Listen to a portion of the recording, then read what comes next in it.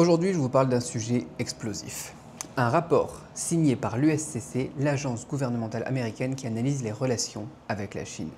Ce rapport de 750 pages, que personne ne lira, avouez-le, contient les stratégies géopolitiques que les États-Unis vont utiliser pour contrer la Chine à partir de l'année prochaine. Dedans, il y a une trentaine de recommandations qui sont à mettre en place et qui vont être soumises à Trump en janvier.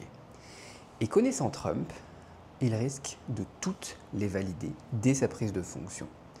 Et croyez-moi, ça va piquer. Donc, je sais que vous ne voulez pas vous taper le rapport, ni même les heures de discussion en vidéo sur le site officiel, etc. Pas de souci, je vais vous faire un petit résumé ultra clair pour vous et vous donner mon analyse exclusive en bonus. On va parler donc de Trump, de taxes et même de robots. Si vous aimez comprendre avant tout le monde, cette vidéo est pour vous. Let's go! Donc petit contexte vite fait pour les gens qui ne me connaissent pas, je suis Cédric Beau, j'ai vécu en Chine pendant plus d'une dizaine d'années, j'y vais très souvent, là je vais y aller pour la 3e ou 4e fois cette année encore.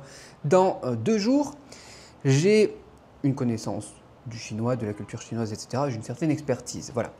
Et au niveau géopolitique, j'ai eu la chance la semaine dernière d'assister à un événement crypto au Texas. Mais c'était avec des politiques, c'était pas les trucs genre Rayvon, Binance ou n'importe quoi, tu vois.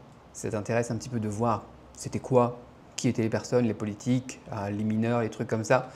Je te mettrai le lien de ma nouvelle chaîne crypto donc dans la description de cette vidéo.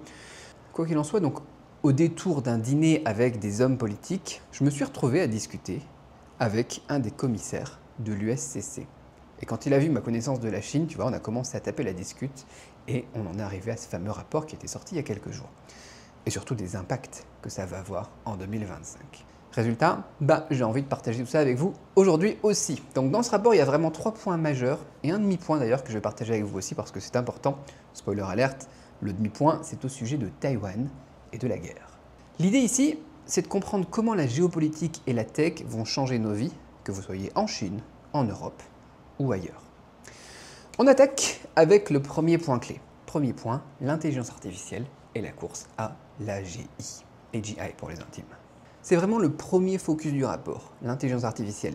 Mais les États-Unis, ils veulent pas seulement continuer à développer l'IA, tu vois, classique. Ils veulent une AGI, une intelligence artificielle générale, un truc capable de surpasser l'humain. On est clairement dans une course technologique pour dominer le monde. Et c'est pas de la science-fiction, il y a quelques jours, Musk en parlait en live d'ailleurs. Il était en stream sur Diablo ou je sais pas quoi, tu vois. Et il prévoit ça pour 2025 ou plus tard, avant fin 2026. C'est un peu flippant. Et il y a toute cette partie technologique voilà, où ils veulent être les premiers, donc ils veulent vraiment continuer à se développer à fond. Et en parallèle de ça, ils veulent bloquer le développement de la Chine en fait. C'est pas juste moi je me développe et vous faites ce que vous voulez, tu vois, c'est je me développe et on essaye de freiner les autres un petit peu derrière. Ils veulent aussi d'ailleurs dans la même logique bloquer l'import-export de tout ce qui est robot ou des outils nécessaires pour les construire. Parce que la Chine elle va quand même un petit peu vite dans ce domaine. Tu vois, c'est un domaine stratégique pour eux. Pourquoi c'est important, pourquoi c'est stratégique, toute cette section sur la technologie? Parce que cette puissance économique et militaire de demain, elle sera pilotée tout simplement par les avancées en IA et en robotique. Et puis, en parlant de l'AGI, si une AGI voit le jour, quand plutôt une AGI verra le jour, le pays qui la contrôle, il aura un avantage colossal sur tous les autres en fait, si elle est contrôlable. Encore une fois, c'est flippant comme truc. Deuxième point, pour pas passer trop de temps, les taxes et l'import-export. Dédicace à ceux qui m'ont connu avec ma chaîne sur l'import-export sur YouTube. Donc le commerce international. Et là, Trump entre en jeu. On a déjà vu ce qui s'était passé il y a 8 ans. On va voir la même. Après, en plus, de toute façon, il n'y a pas de secret. Tu sais, les États-Unis, ils doivent trouver de l'argent rapidement. La dette est énorme et c'est intenable sur le long terme ce qui est en train de se passer. Il faut mettre des choses en place. Quand tu as des problèmes de budget, que ce soit un pays, une entreprise ou toi, il n'y a pas beaucoup de solutions. Tu peux essayer d'être plus efficace, moins dépensier, tu vois. Et pour ça, on a encore Elon Musk, encore lui, qui rentre en scène avec le nouveau DOGE, DOGE, et là le Department of Government Efficiency, qui est basé sur un gouvernement plus efficace, plus efficient. Respect, c'est vraiment pas mal comme projet. Donc on a toute cette partie, voilà, économie, efficience, efficacité. Mais on a aussi le revers de la médaille, l'autre côté, c'est l'augmentation des taxes. Il n'y a pas plus facile aussi pour augmenter les revenus que d'augmenter les taxes. Taxes, on a droit de douane, impôt sur les plus-values, il n'y a pas de secret, il faut faire rentrer de l'argent quoi. L'impôt sur les plus-values, il y a un problème, c'est toujours chaud les trucs comme ça, tu vois, les gens ils aiment pas trop. Mais droit de douane, c'est génial. Quand on dit au peuple, aux Américains, on va taxer les Chinois, ou aux Français, on va taxer les patrons, ils adorent. Un peu comme s'ils ne savaient pas qu'au final, la taxe s'était répercutée sur le prix final des produits qu'eux vont payer. Mais voilà, ça passe, donc ça va venir très très vite. Des nouvelles taxes, des nouveaux tarifs, ils appellent ça des droits de douane, il n'y a pas de secret. Ça va venir très vite. Je pense que tout ce qui sera plus-value, ça va venir après, on pourra en reparler. J'ai toute une théorie là-dessus, notamment avec la crypto. Donc peu importe, ce qui compte, c'est le résultat. Les droits de douane vont exploser. Dans les propositions, on a supprimé, voilà, pour les particuliers, supprimer les exonérations pour tous les petits imports de moins de 800 $, tu vois. C'est les trucs que Mémé elle achète sur Temu, là. C'est fini. Tout va être traqué, douane au premier euro. Et ça, c'est à l'échelle du particulier, mais ça va jusqu'à l'échelle de l'État en lui-même. Je ne vais pas tout citer, mais pour aller juste au bout, justement là, ils vont révoquer le statut de relation commerciale normale avec la Chine. Qu'est-ce que ça veut dire? D'ailleurs, je ne sais pas si je traduis bien ça, mais grosso modo, elle a un avantage actuellement, la Chine, c'est qu'ils n'ont pas besoin de tous les ans refaire des rapports et des bilans, etc. Ils peuvent commercer plutôt librement avec les États-Unis. C'est fini. C'est fini. Maintenant, chaque année, ils vont scruter en détail les relations commerciales avec la Chine et vérifier les pratiques commerciales de la Chine en détail. Et ça va être vraiment compliqué pour la Chine. Donc, à mon avis, ça va piquer. Et la Chine, elle est dépendante des exportations. Avec les US en plus comme client principal, elle n'a pas vraiment le choix. Et elle ne pourra pas faire grand-chose. À part essayer de se replier sur elle-même encore plus, tu vois, et d'être un peu plus autosuffisante, quoi. Et ça, on en reparle justement tout de suite avec le point 3, les sanctions. Troisième point donc du rapport, classique mais stratégique, les sanctions. Pourquoi? Parce que la Chine soutient des pays comme l'Iran et la Russie. Donc pour les États-Unis, il faut appuyer là où ça fait mal. Hein. Écoute, non, on ne soutient pas l'Iran et les États-Unis. Donc sanctions.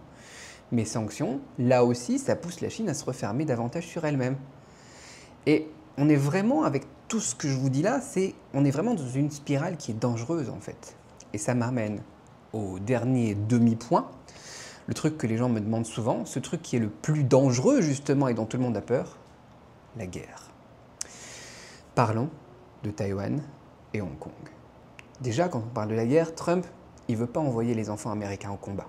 On l'a déjà vu, il l'a déjà dit et il se répète. Ça, c'est sûr. Mais les États-Unis, ils vont quand même renforcer leur soutien militaire, indirectement, notamment au niveau de l'export d'armes vers Taïwan. Ils veulent éditer des lois, ils veulent mettre des statuts spécifiques pour Taïwan et continuer ce bras de fer stratégique. Ça fait longtemps qu'on est embourbé là-dedans, tu vois, c'est pour ça que je dis que c'est un demi-point et c'est pas tellement nouveau, tu vois.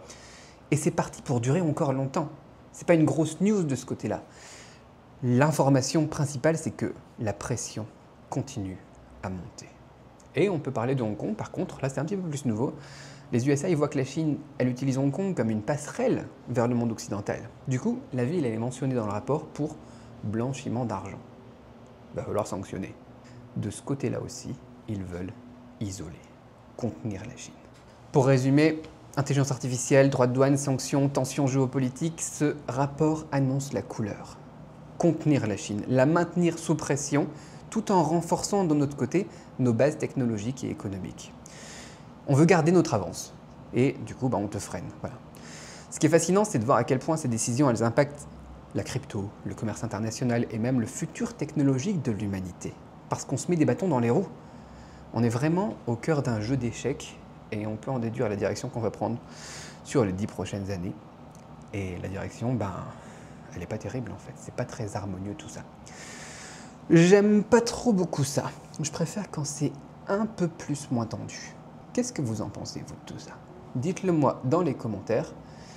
Et puis je vous dis à très vite pour une prochaine vidéo. Abonnez-vous pour plus d'analyses, de trucs sur la Chine et le chinois, des trucs qui me passent par la tête tout simplement. Et puis, désolé par contre pour, il n'y a pas de montage, il n'y a pas d'effets spéciaux, il n'y a rien, c'est fait à l'arrache. Je suis à Porto Rico, je repars demain à Los Angeles, ensuite je retourne en Chine et après il faudra que je passe en Malaisie, je pense. J'ai pas le temps, mais je vous ai dit que j'allais refaire une vidéo par semaine, donc voilà, c'est fait comme ça, c'est dans la boîte. Ciao.